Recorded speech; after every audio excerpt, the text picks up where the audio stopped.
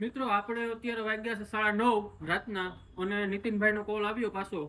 તો ગામમાં ક્યાંય સાપ નીકળ્યો છે.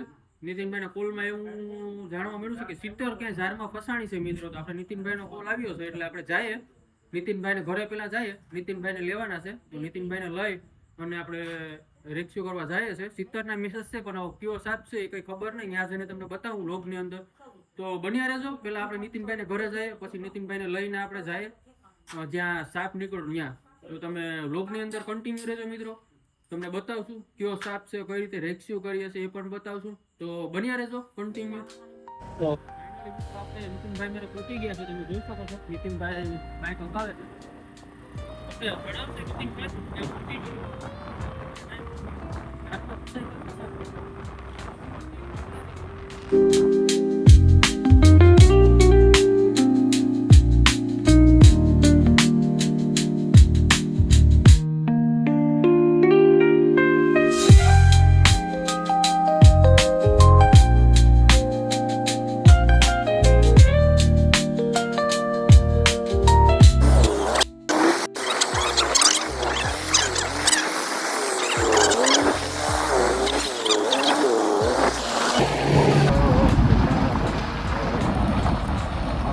Ya bu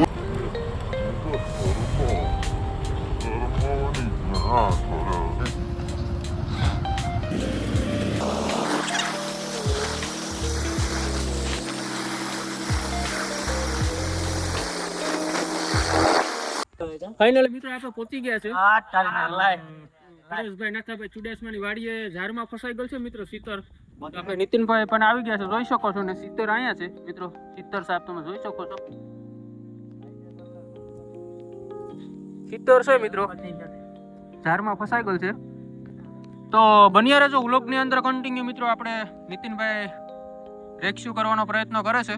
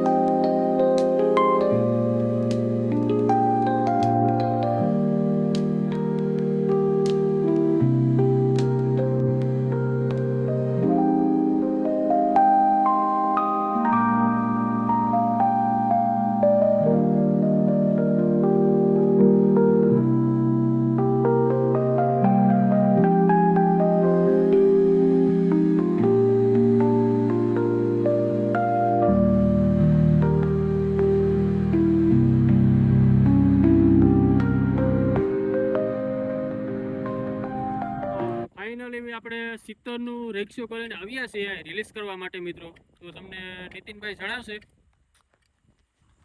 તો મિત્રો આપણે 70 પકડી હતી અને ઇંગ્લિશમાં કહેવાય રસલ વાઇપર, બરોબર, અને સંસ્કૃતમાં વસન સાપી કહે, બરોબર.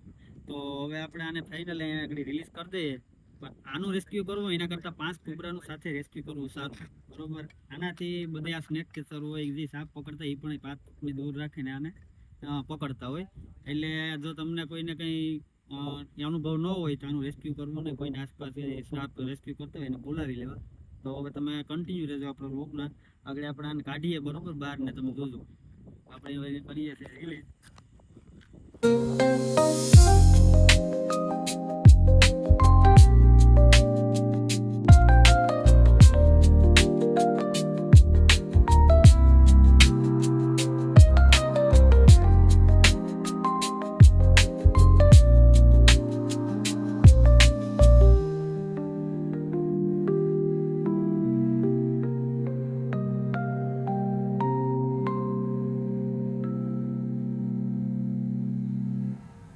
ફાઇનલી મિત્રો આપણે રિલીઝ થઈ ગયો છે.